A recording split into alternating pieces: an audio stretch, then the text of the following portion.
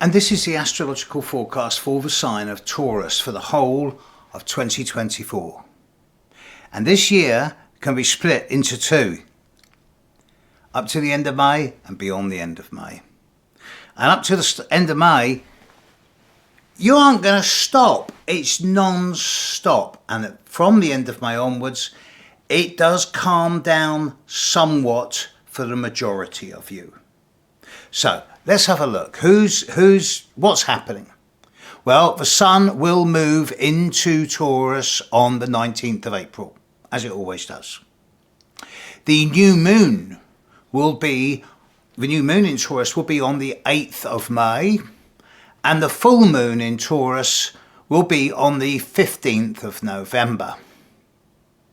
Mercury will spend 2.5 weeks in Taurus this year, from the 15th of May to the 3rd of June.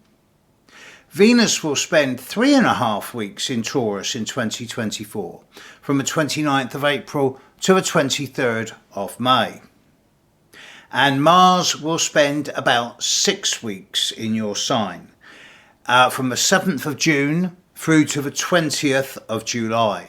Now, this period of the 7th of June to the 20th of July is actually potentially a very dynamic time for you. With Mars in your sign, you could, if you want, get very fixed, rigid, stubborn, recalcitrant, or you can get your backside in gear and you can make things happen. It's an incredibly industrious time. There'll be a lot of physical energy available to you and you can make things happen. So 7th of June to the 20th of July, very good time for you.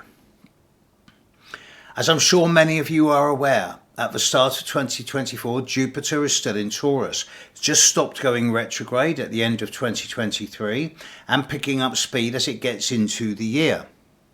So Jupiter is going to stay in Taurus from the 1st of January through to the 25th of May.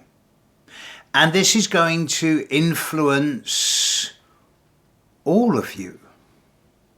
Well, I say all of you, the vast majority of you. All of those of you born from, say, the 25th of April onwards, at some stage between the start of January and the end of May, Jupiter will pass on your sun. So, of course, it'd be very easy for you to put on weight, because that's what Jupiter does. It would be very easy for you to bite off more than you can chew, go over the top and overreach yourself. But it would also be a good time to balance oneself, to go for the top 10% instead of the top 80%.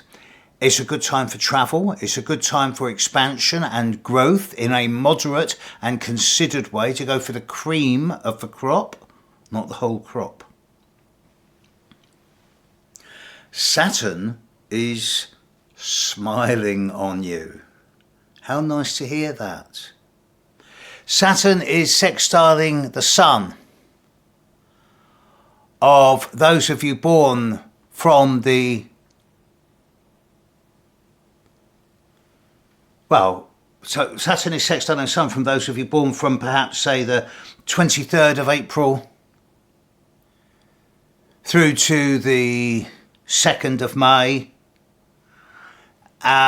in the first 11 weeks of the year. If you're one of these people born before the 2nd of May, then the period through to, say, the first week of May of this year is going to be a very potentially good time for you, with a lot of opportunities for you to bring more structure, boundary, discipline, focus and concentration into your life. And after this, Saturn is then going to sextile the sun of those of you born from the 3rd of May through to the 9th of May for the remainder of the year. So you are actually really blessed. It's not exciting, but if you're born from the 3rd to the 9th of May, then the last 9 months of this year are a time of steady, solid consolidation, establishment, disciplined, focused, hard work, concentration, clear boundaries. Doesn't sound like a lot of fun, but it's not a problem.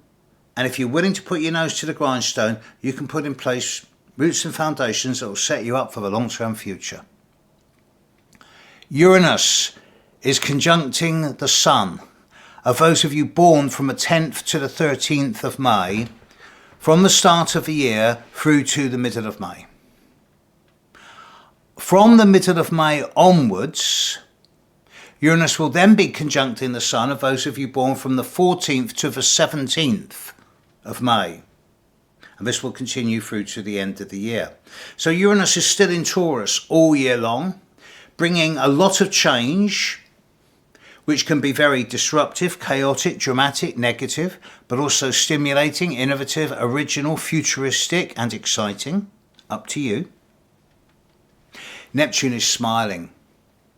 Those of you born on the 15th, 16th, 17th of May, the first 10 weeks of the year, you should find that your link with spirit, your artistic capacity, the opportunity for a more empathic, compassionate, musical, artistic development is strong. And then this will continue from the middle of March onwards into the lives of those of you born from the 17th to the 20th of May. It's looking a very good year for a lot of you. Enter Pluto. Pluto will continue trining the Sun of those of you born at the very end of Taurus. If you're born on the 20th of May, 19th, 20th of May, then this is a good year for you in terms of psychological growth and self-development. But if you're born at the very start of Taurus, 19th, 20th, 21st of April, then Pluto is going to be squaring your Sun this year. And there's going to be a degree of intensity, which could in a negative way turn compulsive or obsessive, either from you or towards you. It's a great time for purging and detoxing and cleansing and purifying and eliminating.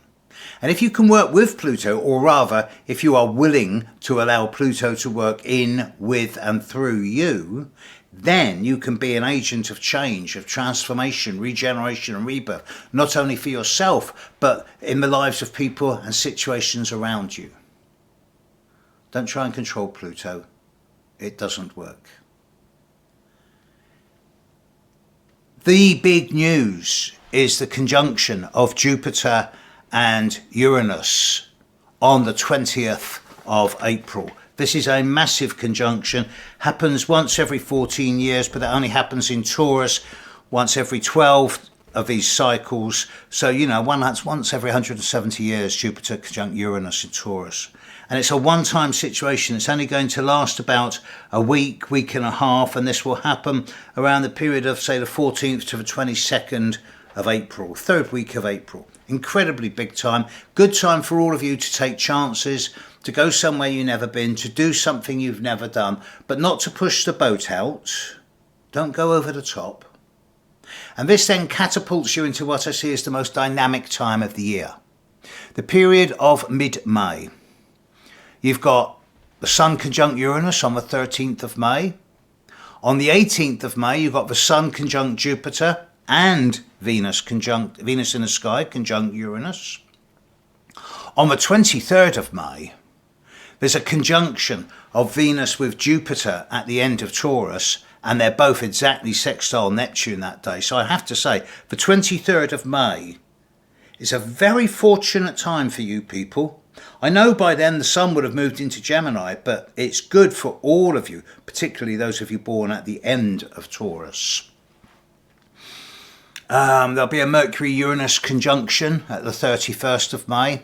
There will be a bit of a sticky one around the middle of the second week of June, when Mars will just move into Taurus and square Pluto. So those of you born around the 19th, 20th, 21st of April, be careful around the 9th, 10th, 11th, 12th of June. You could easily become accident prone, clumsy or impatient. And finally, Mars in Taurus will conjunct Uranus. This won't happen until the middle of July, 15th of July. But it does seem as if the first 3 months of this year are a build-up, an acceleration. The foot's going down on the accelerator. Then you get into April and the Jupiter-Uranus conjunction and craziness, and hopefully fun occurs. And then you move into that period of mid-May where a lot of potential is going on. And it can go horribly wrong or it can go brilliantly right. So if you go into that period from, say, the 13th to the 24th of May with optimism, hope, humour, you're going to get some great results from that time.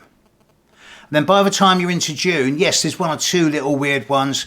Mars square Pluto, Mars conjunct Uranus over June and July. And things really quieten down. The second half of the year is tame. That build-up, though, to April and May is critical. And April and May will be the surgical times. Use it or lose it. It's a year of two halves. The second half is quiet. The first half is very busy. And of that first half, the first quarter is the build-up. The second quarter is the action time. Better to act than to react. It's okay to take chances. And it's even more okay to know the difference between taking chances and taking risks. Have a stimulating year.